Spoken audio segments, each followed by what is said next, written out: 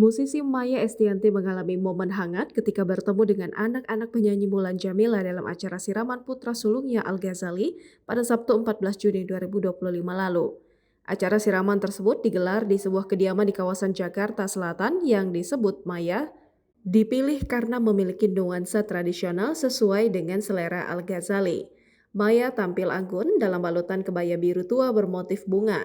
Ia tampak tersenyum hangat saat menyapa kerabat dan tamu yang hadir. Setelah sempat dihampiri penyanyi Krisdayanti, Maya melangkah menyapa tamu lainnya. Namun langkahnya terhenti saat Tiara, anak sulung Mulan Jamila dari pernikahan sebelumnya, berdiri untuk bersalaman dan mencium tangan Maya. Tak lama, Putri Mulan dari pernikahannya dengan Ahmad Dhani, Safea, ikut berdiri dan mencium tangan Maya. Melihat adiknya Muhammad Ali masih duduk di sampingnya, Tiara memberi isyarat agar adiknya turut berdiri dan memberi salam hormat kepada Maya. El Rumi, putra kedua Maya yang berjalan di belakang sang ibu, terlihat membelai rambut Muhammad Ali sebagai bentuk kehangatan. Momen itu menuai banyak pujian dari warganet yang mengapresiasi sikap saling menghormati antara anak-anak Mulan dan Maya, serta ketenangan Maya dalam menyikapi situasi.